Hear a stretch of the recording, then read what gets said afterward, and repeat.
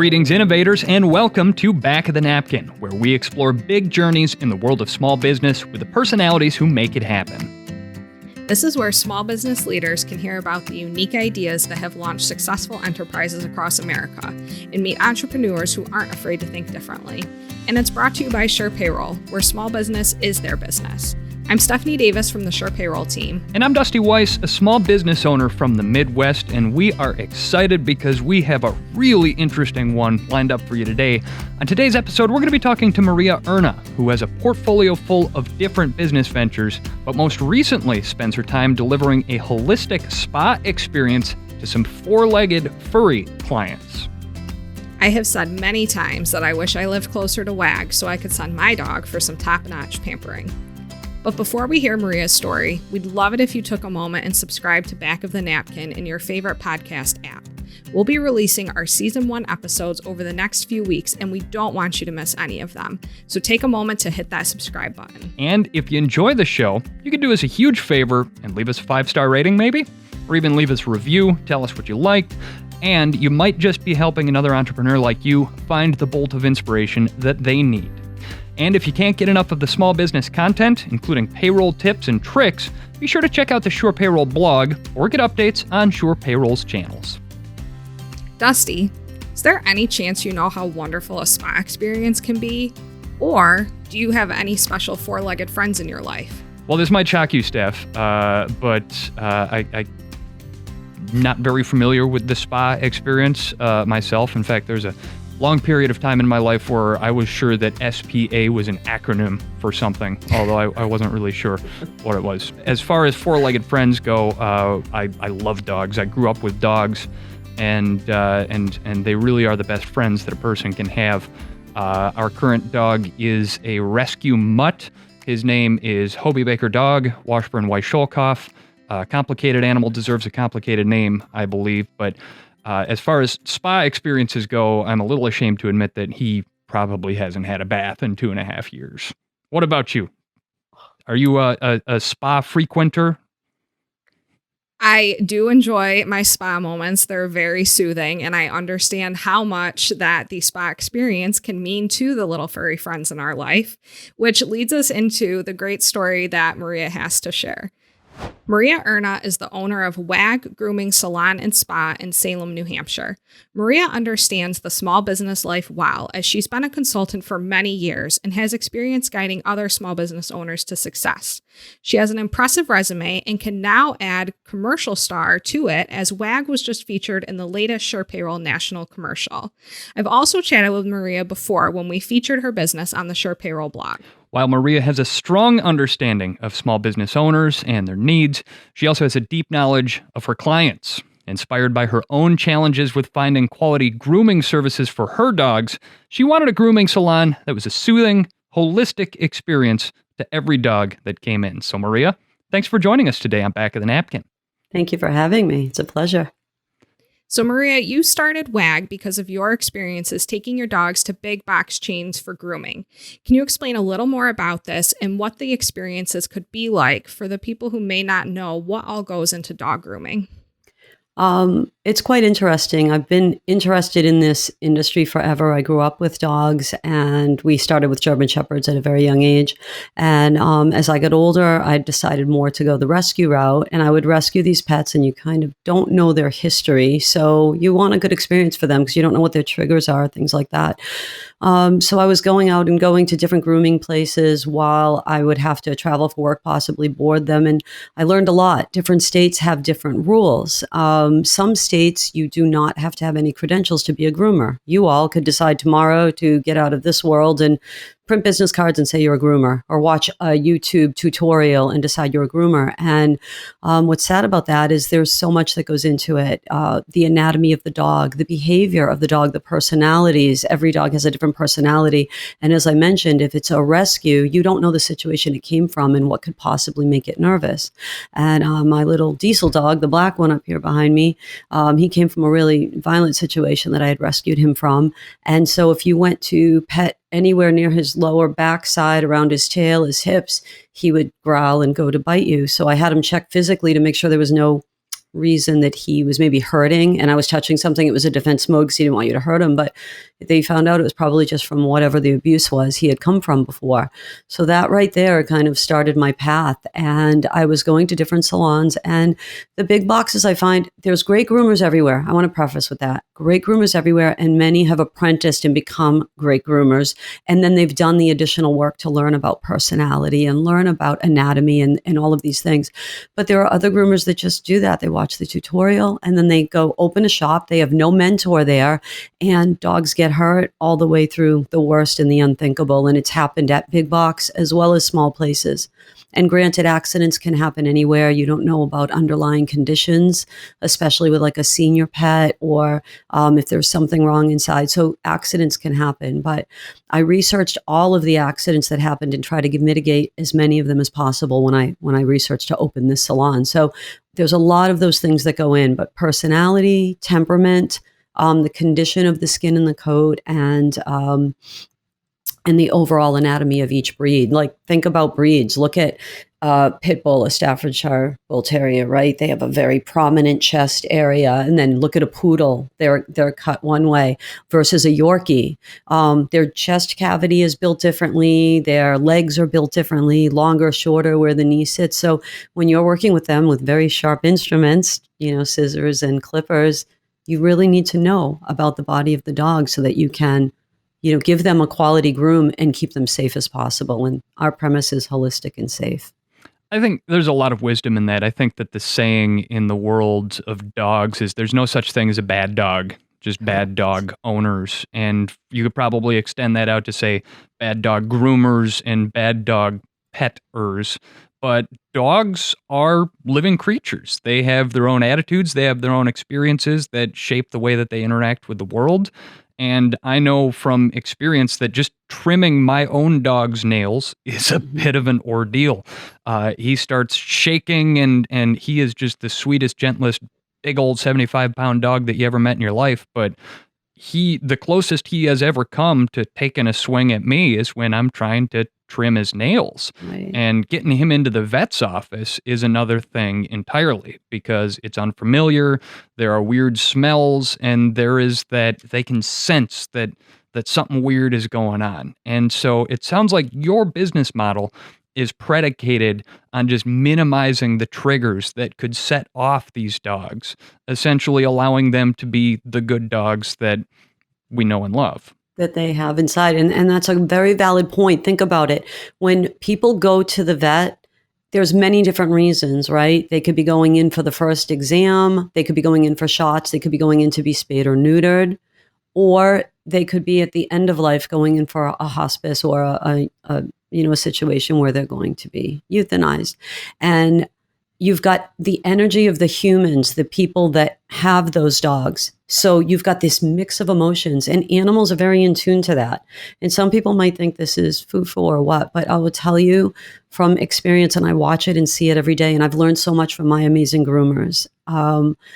People come in with their dog that are very nervous. They're like, like helicopter moms. We have helicopter dog moms.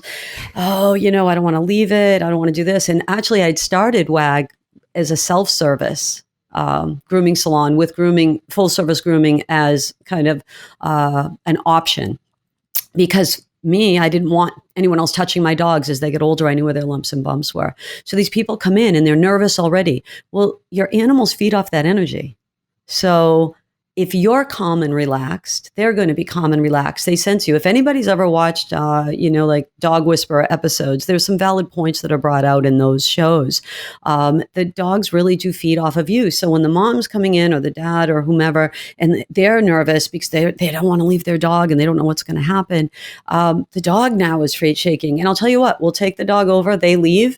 Next thing you know, the dog's running around happy. And the other thing is, we make them know that this is going to be a comfortable, relaxing experience. And we always put the humanity and the safety over the vanity. We're not going to do anything that is going to hurt them, or they get so freaked out that they're just going to have a panic attack. Or dogs are prone to seizures when they get super nervous. They can throw up, they can go to the bathroom. There's a lot of different things that go on.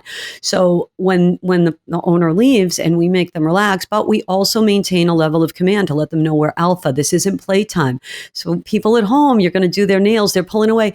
No, Randy, Rudy, whatever your dog's name is, you're pulling on the paw back and forth, and now they think it's playtime, and you're doing no, that's play. We're very firm. What's your dog's name? Oh, your dog's name's Dusty. Dusty, no, and we let them know we're in charge. So if you think about those things, it really plays into it. And I'll give you one example on the nail trim. We had a client come in that used to take her dog to the vet every 4 to 6 weeks and pay over $100 to have the dog sedated, general anesthesia, put to sleep, to have the nails trimmed. So slight fortune over the year.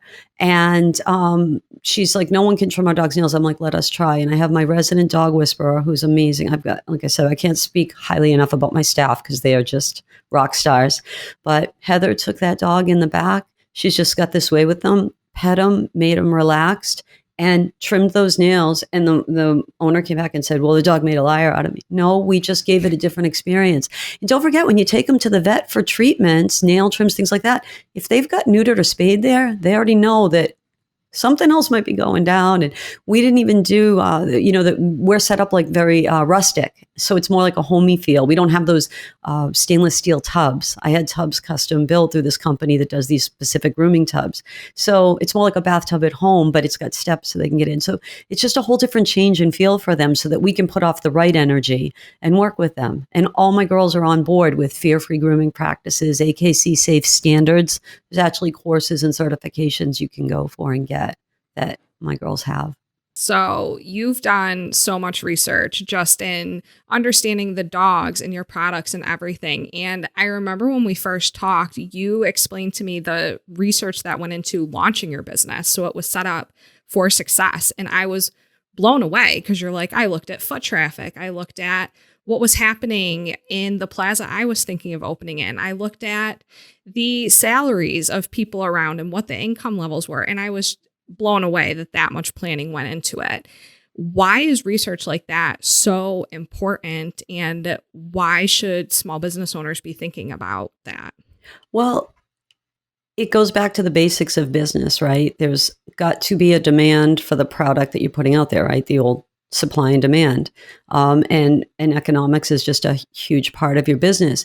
But for example, if you sped up an ice cube store in the middle of the most remote part of Alaska that's already got an abundance of ice everywhere for free, your chances of succeeding aren't going to work, especially if there's nobody to see your business. So I looked all over. I'm in Southern New Hampshire. And I looked everywhere. And I have a background in business consulting and real estate. So I have a little bit of an advantage there. And my business consulting focuses on business development and marketing, and now more so on social media marketing. So understanding real estate, the old saying, location is so important. So we're on a main road. And the traffic study, I was fortunate that I have a friend that opened a restaurant about 6 miles up the road and had done the traffic study. And when I was talking to her about it, she volunteered some of the information. So I realized that we had 180,000 cars a week going by this plaza that I'm going to be in. And the plaza's set back a little bit, and there's not a great marquee sign due to the town ordinances. So we don't have this big blazing billboard. We have a small marquee sign, and there's probably 20 businesses in there. So you have these little placards on the sign. But I'm situated between a small little restaurant that does takeout now. It's like pizza, sandwiches, and they focus on Lebanese type food. And then around the backside is an ice cream shop that's homemade ice cream. And all summer long on Monday nights, they do a car show, classic car show in the parking lot. So it's an L-shaped plaza. So I now am able to draw from the pizza place. I'm able to draw from the ice cream shop all summer, and the car show people. A lot of people that are into cars have their dogs. And it just worked out well for us to pick out this plaza. And I had to look at where are the other grooming shops situated, because you don't want to cannibalize, right? So I looked, and there was no other grooming salon within a 3-mile radius. I would have to drive forever to get my dogs groomed. So it just all came together, and I drove through the parking lot one day, and it just so happened that the for lease sign went up, and I went and met with the landlord, and we liked each other. We hit it off, and he made me a great deal, and he trusted me because I had never run this type of business before. I've run businesses, but nothing like this. And he gave me a chance. So the planning is what's important, because opening any business is a risk. But if you can eliminate as many of the unknowns, it's going to make a difference. So look for traffic, look for where your next groomer is, or whatever you're going to open. If like, it would have been stupid of me to open an ice cream shop where I am, because that ice cream shop around the corner already has all the business. So I would either put him out of business if I was that much better, or I would have no chance of succeeding if my ice cream was the same or any less than his, because he's been there. And thank God for non-compete clauses when you're looking at your leases. You know, there's a hair salon in our plaza as well. And I'll tell you what, that works really well because they're a higher end hair salon. And then we have Edward Jones. So we've got financial planners coming in, and an insurance agency, a big brand insurance agency. So with all of that combined, people drop their dogs off and go get their hair done and then pick their dogs up. So there's, you know, it worked out well. So look at what you're doing. If you're doing a retail product, find a place that has a need for it. Look how far you're going for a good service, and then look at who else is doing it in your area. That's my suggestion. And I give that to all of my clients as a consultant. Maria, I've got to ask about the name WAG, big W, small a, big G. And maybe I'm hung up on acronyms today, but is that an acronym for something? Wash and groom. So that's where it started, wash and groom, because we had a self-service wash, or you could go with full service grooming.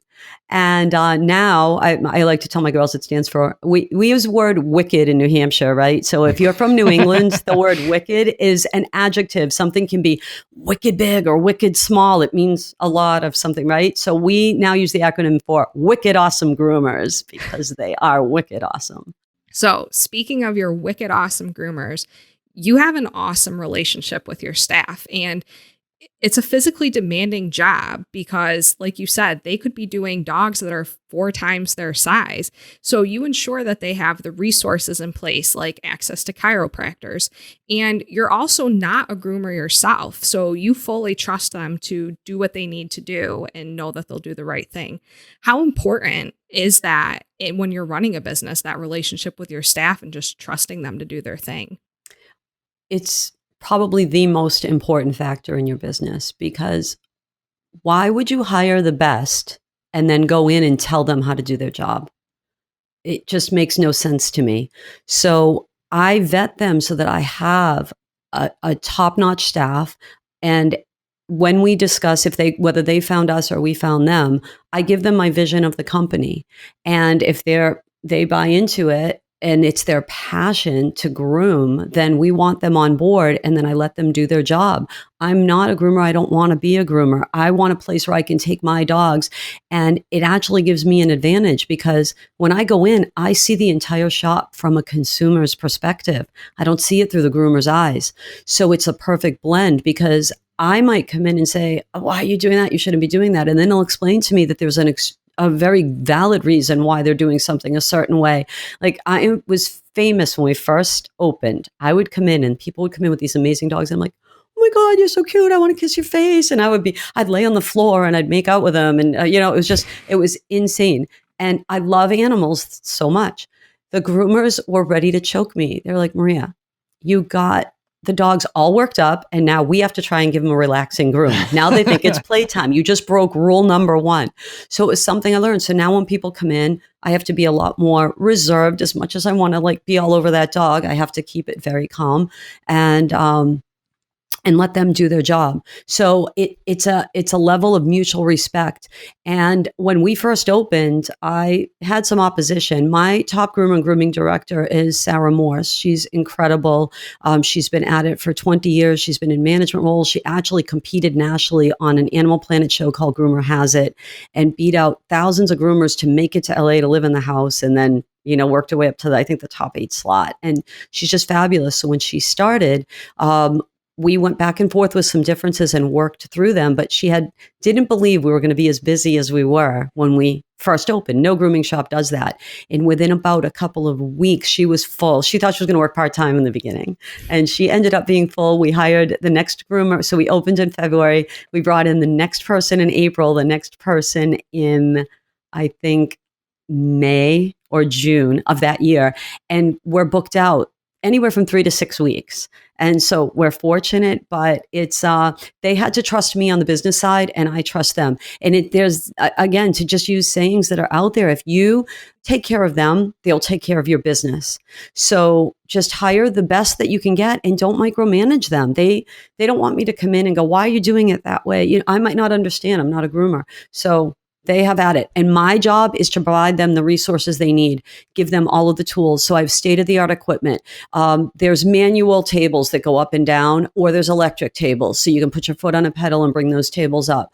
I went for the electric tables. You can go with these tubs that are very uncomfortable for the girls. It's physical. You're lifting a 250-pound Newfoundland trying to get them into a tub. It doesn't work so well.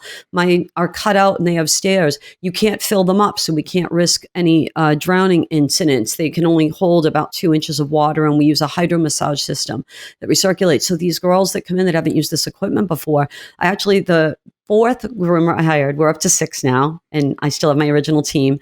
The fourth one I hired didn't want to be a groomer because she had scoliosis so bad, and she was grooming but had to get out of it. She's now phasing back into grooming because of the equipment we have. So whatever they need, they get. Whatever they want for products to make the groom easier and have those dogs look amazing and smell great when they come out, I will get them. And I just provide them the tools they need, the resources they need, and the respect that they deserve because they invested in themselves. And I just need to back up and let them do it. I'll come in and nitpick because there's dog hair on the floor, which they remind me every day. There's a grooming salon. We cut hair. There's going to be dog hair on the floor. I'm a neat freak. What can I say? You touch on something there that I've heard before. In fact, it's one of the founding principles at 3M, the multi-billion-dollar global corporation that makes everything from adhesives to Post-it notes. But one of the founders there, a fellow by the name of William McKnight, liked to run around and say, hire good people and then leave them alone, as a means of just driving home that if you've invested in having the right people, you don't need to tell them how to do their jobs unless they're way out there doing something goofy. So it sounds like you put a lot of effort into supporting and retaining your people. How does your employee retention stack up to your peer salons in the area? I think we're all equal as far as that goes. I will tell you, there's a shortage of groomers in the country. It took me 2 years to get to the point of where I am right now, and I need to hire more groomers in order to satisfy the demand. So there are other grooming shops popping up a little bit closer to where I am now. Finding groomers is difficult. So if you're looking to get into the grooming career, I recommend it highly. If you love animals, and as I say with anything, don't do it for the money. Do it because you love it, and the money will come. And if you do what you love, you're not that. How does Sam Adams guy say it? Right? He says you'll never work a day in your life, or And these girls, I had a conversation with my newest groomer last night because we're talking about some diversity for the company and other ways I want to grow it. And I was asking her if she had some interest in doing some other things as well as grooming. And she's so passionate about it, and she was so excited to find a home where we don't breed any competitive culture there. Everyone works together. People give up their clients to newer groomers because we know I'm going to just generate more. So if a client has a specific request, you get to stay with your groomer. But if you can't make it in the time slot that they have available, we always offer other groomers out there. And I try to maintain levels. So we have 3 on a very senior level and then 3 on an intermediate level that are learning from those 3 senior groomers. And so we schedule dogs accordingly and cats based on that. So as far as retaining the staff, I just provide them with an environment. I give them what they need. And we have monthly meetings, which I think communication is one of the biggest things as far as keeping your staff happy. And it goes back to that respect. Hear them. I very rarely will go in and dictate a policy. I go in with a challenge, something I don't like or something someone else told me they didn't like, and I open it up to the group. How are we going to handle this? How do you want to fix this situation? What makes sense for everybody? And I'm grateful that we have an amazing staff, and I'm very grateful to our grooming director, Sarah, in her ability to vet the most qualified talents in people, or people with the most potential that have started in it and need to be brought to the next level and may not be in a place where they can get there. Well, there have been some great management insights in the first part of this conversation. And of course, you have a lot of other experience in small business. And so we would like to pick your brain a little bit about some of those insights as well. We're going to continue our conversation with Maria in just a moment. But first, it's time for a quick fast five. 5 quick questions to get to know you better. And the first one I'm going to ask you, what was the first job that you ever had? My first job, we grew up really poor, and there was a hair salon around the corner. So I was about 12 years old, and I went in and asked them to do anything, and they let me sweep floors and wash shampoo capes. I think I got a quarter, 25 cents a cape, and I would bring that money home and save it. At 12 years old, that's Yes. impressive. Yes. It is. I love TV. It's a great way to pass all of the time indoors. Is there anything that you have right now as a current TV show binge? Ooh. I'm not a TV person. I love music, so usually the music is on, the radio's on. I turned it off because you guys probably made me, but I binge watched Ray Donovan for a while, which I thought was a really cool show. And other That'll than do that, it. I don't know. I'm just consumed with news lately because Well, there has been a lot of it's that. insane, Right. right? But yeah, I'm not. If I don't have to put on the TV, I won't. All right. So watching the news and it's snack time, you going sweet or savory? Savory all the way. I'm not a sweets person. Give me a roast and a hunk of mashed potatoes and a fork Mhm. and get out of my way. All right. I love it. Now you're staring down the barrel of a long work day and you got to get hyped up. What track are you putting on your headphones? Oh, gosh. The pump up song, the epic walkout music. What have you got? The epic walkout music is probably going to be Bad Religion, Godsmack is probably my my walkout and my workout music. What's your favorite vacation spot?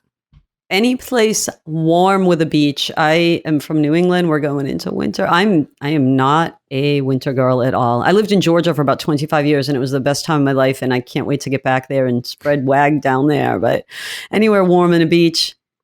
Speaking of your time in Georgia, prior to being a dog salon owner, you spent a lot of time consulting other small business owners in a variety of industries. Tell us a little bit about your career path leading up to where you are now. I started in New England in retail for retail store chains. And one of the best educations I got very early on was Sears Roebuck. And they had a sign over the door, customer satisfaction. It was so long ago now, late 70s, early 80s, but satisfaction guaranteed, your money back. It was customer satisfaction was their number one mantra there. And so I learned a lot from them. I learned a lot about retail. I learned a lot about inventory, profit and loss statements for your department, whether the children's department was doing better than the hardware department and things like that. And that kind of set my path. And then after I got out of school, a retailer had called me to come work for them. So I did that. And then I started college and they didn't like that. They wanted me to come back. So I actually left school. I was going to school for accounting and went to work for one of these big retailers, which really launched everything. We were just coming into the age where they were doing barcoding. It was just before that was called OCR, optical character readers, and technology was taking the forefront. We had old manual cash registers and I took a liking to technology, and then I ended up becoming a trainer and moving into the technology arena. And from there, they started putting me out as a consultant for them, and I decided to just go on my own. And I did that for a while until a really big company brought me in to start up a business development and marketing department.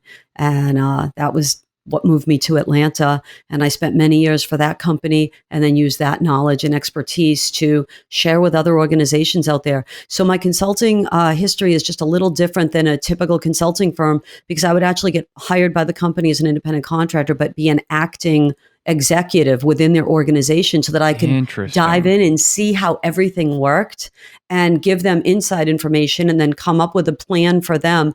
And it wasn't always getting rid of the employees. A lot of times they would defer to that. Oh, this person isn't working out. A lot of times it was that person wasn't the right match for the job you hired them for. Let's interview them and see where they would be happy and where they'll thrive and what their strengths are. And let's reallocate your staff and your resources. And then let's see what we can automate to save the company money. So that's how I tied all that technology in. And I got a great experience there because I had clients in technology. I had clients in communications. I had clients in hospitality, restaurants. I was just got a little bit of a taste of everything, and it was easy to go in because marketing is marketing. Whether you're selling software or you're selling pizza, the supply and demand rule applies. And when you're good, you never have to worry about the competition. You got to make sure you have a quality product. And it doesn't matter what that product is because, again, those principles apply in the very radio. What you're doing with podcasts, you have to have a consumer for it. And there's a lot of room for content right now, and people love it and they absorb it. So you just got to create that powerful product that people want. And once you know that demand is there, and if there's not a demand, you can make a demand for it, niche markets, right? And then give the supply. As long as it is quality and original, yeah, you'll always find a market for it. I tend to agree with that. Yes. So even with all of your experiences helping other small business owners and all of the knowledge you had, when you opened WAG, were there any surprises that popped up that surprised you about being a small business owner? I think the biggest surprise for me is I'm extremely self-critical. I surround myself in great people and learn from them. I've done it my whole life, and the team I brought in was great. I'm still surprised every day and so grateful that our client base received us so well into the community. And whenever we get a review and they're good, I'm humbled and surprised. And I have a few very dear people to me that tell me, I never doubted you. I knew it was going to be great. You're behind it. You're a go-getter, but that's to me the biggest thing and the most humbling thing is to see these people that are so grateful for the services we provide, and they're so happy with how we send their puppies home or their cats home. I think of a million stories in my head as I'm even saying this, just something that someone told me the other day about their cat, and it just makes me feel so good. So I am totally surprised at how well we were received and how well we're doing. And I don't know why I should be, because I hired the best to do it, but to see it is definitely surprising. Talking to small business entrepreneurs as we have, I'm struck that there's sort of two different schools of thought. There are the people that always sort of knew that they wanted to own a business and run a business and were just looking for the right idea. And then there are people like me who never had any interest in running a business until they saw that niche and they saw that opportunity and they got to thinking, you know what? Maybe I can do something here. Which school do you fall under? Did you always know you wanted to own a business, or did you kind of discover it? I did. I'll tell you a funny story about it. So when I was very young, and you guys might not be young enough to remember this, but Jerry Lewis, this famous comedian, used to run on Labor Day weekend, the Jerry Lewis Telethon, and he would raise money for children with muscular dystrophy. My mom worked in the medical field. She was in radiology, and I always knew a lot about that industry because of my mom and her sister, my aunt, who's a nurse. So every year when that telethon would happen, you could send away for a little kit and hold your own little muscular dystrophy carnival and raise money to send it in. And I used to love watching that ticker go up, right? So, and very early on, I learned about fundraising and getting donations. So I would call the local soda place here. We actually had a Pepsi plant. I know Georgia's all Coca-Cola. We had a Pepsi plant nearby. I called them up. They donated cans of Pepsi. I called the ice place. They donated ice. I called the food place. They donated pizzas. And I would set up little games, little almost like cornhole and things like that. And kids would come in and they would pay to play each game and pay to buy this stuff. And I would take all this money and I would write my little check that was probably $100 and send it in. And I was so proud to do it. And my mom would help me. I would sit with those envelopes. So it started very young from wanting to be in control, right? Definitely type A personality. And, but it was, here's where where the opposition comes in, and what you just brought up is so valid. We grew up extremely poor, which is so ironic, right? That I want to give and we had nothing. We didn't have food. My mom worked that crazy shift in the emergency room. We didn't have heat at times. We'd open the oven and lay by it because it was a gas stove and we had a coal boiler downstairs and we had nothing. But so there was always this split thing in me where I wanted to work for somebody else because it was a sure paycheck, but I wanted to control my own destiny. And I think a lot of people think like that. Like, how do you give up the sure paycheck? And so I always wanted to own my own. And then I'll tell you, a little later in life, there was a show on called Dynasty, and Joan Collins used to sit at this big glass desk in her fancy outfits. And I never knew what she did on that show. I have no idea what her company did, but I used to look at the TV and tell my mom, I want that job. That's the job I don't know what she does, but I want to sit at a desk with nice clothes. And I just always wanted more, right? From having nothing. And I still don't know what she did on that show, what her position was, what company did or whatever. But so I found a way to blend the two. And now more than ever, here's my advice to people is you can keep your day job. You can keep your solid paycheck, but because of social media and because of technology, like look what we're doing right now. We're all in different places across the country and we're working together. You can collaborate. You have the means, and social media is free if nothing else. Invest in yourself. Look up, learn how to do a Facebook page, learn how to do a YouTube video or whatever's out there for resources. They're free. Sign up for that account. You can actually start a side hustle right now and work at it and build it into something great and do something that you love, because if you're passionate about it, I think you can tell, look how excited I get talking about my dogs. I can get just excited talking about food and real estate too. I'll tell you, those two things are my other passions, but you can do it. You can do it and believe in yourself and surround yourself in people that believe in you, because if you're around successful people, how can you not be successful? They'll give you guidance. And the only mistake I see that people make is not listening to them when they give you advice because you don't like what they had to tell you. And that's where you can hurt yourself. Yeah, certainly.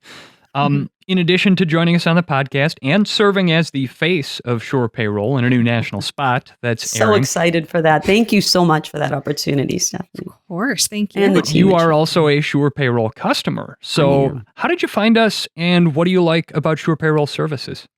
I like everything about it. I like when I researched, by the way, as Stephanie mentioned, I do a lot of due diligence. I looked at all of the companies out there, and some of the companies were just too big for us, which SurePayroll's parent company is too big for us. So the price point didn't work for me, and other companies didn't offer what we needed. And I made a couple of phone calls, got a great sales rep on the phone that explained to me everything, answered all of my questions.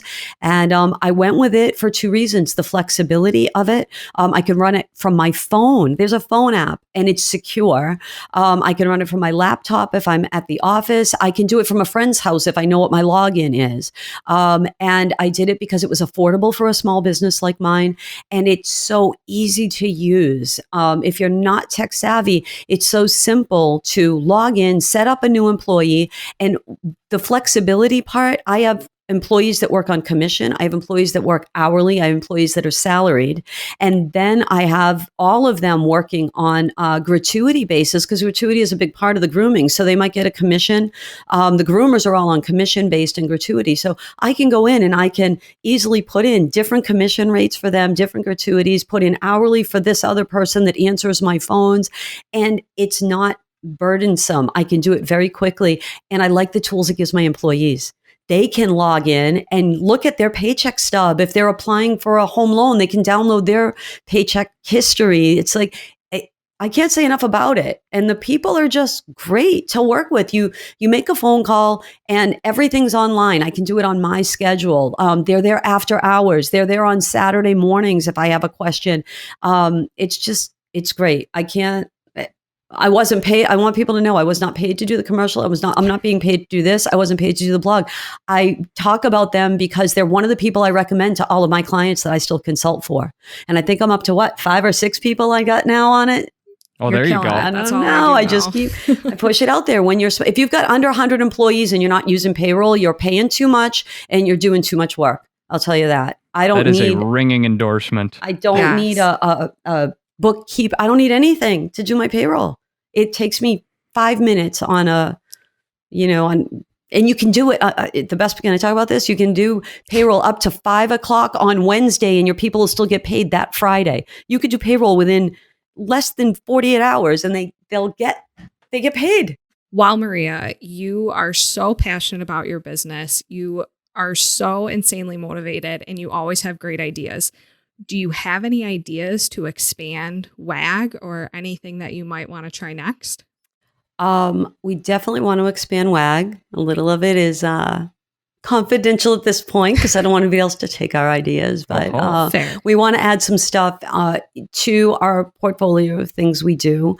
One of the things we do right now when your pup comes in, if they're willing, we get some really great pictures of them. So if you go onto our Facebook page, you can go through just hundreds and hundreds of photos. Sometimes they're not so cooperative, but when I expand, I'd like to be able to add a photography studio and take some of these pictures, put them on canvas and make another income stream there where people can purchase them, because I've got 2 groomers that are also photographers. So everybody's kind of got their hobby or something else they've studied or actually worked at in a different life. So that's one of the things. I definitely like to add a couple of more locations. And I truly in my heart want to franchise and bring this model out to the world, but I'm so nervous about controlling the quality of the product that we deliver. And I don't know how franchisees, do it. And if there's a franchisee out there that can give me some advice, I'll take it all day long because I definitely want to do that. But we have one big one coming and it means more payroll, but I can't talk about it just yet. I have to wait till after the first of the year, but I'm excited about it. Well, we can't wait to hear about it. And certainly if anybody is capable of franchising out and yet still maintaining the integrity of her brand, it's going to be you, Maria. Maria Erna, owner of WAG Grooming Salon and Spa. Thank you for joining us on the Back of the Napkin podcast. Thank you. It was a pleasure. So, Dusty, what do you think? Are you more intrigued by this dog day spa experience? Well, I don't doubt that Hobie would enjoy a trip to one of Maria's spas. Now I just have to get to the point where I can justify pampering my own dog when I don't get pampered in the typical day-to-day life. So maybe, I don't know, maybe I'll have to go get these cuticles examined and pamper myself as well. I think that's a great first step. Well, I will keep you updated as that process proceeds, if it proceeds. But that is all that we have for this episode of Back of the Napkin, where we explore the big journeys in the world of small business with the personalities who make it happen. Please make sure that you're subscribed in your favorite podcast app. And if you enjoyed the show, leave us a 5-star rating or even a review. We would love to hear from you about any ideas you have for small business owners who we should be featuring on our show. Back of the Napkin is brought to you by SurePayroll. From easy online payroll to 401k support and award-winning customer service, SurePayroll has been serving the payroll and business needs of small businesses for more than 20 years. Here on Back of the Napkin, our executive producer is my boss, SurePayroll's Carrie Straits. Co-producers are Kevin Aubrey, Ashley Peterson, and Dave Papa, and our production partners are PodCamp Media, where we provide branded podcast production services for businesses. Our editor and producer is Larry Kilgore III. So thanks for tuning in to Back of the Napkin. I'm Dusty Weiss. And I'm Stephanie Davis.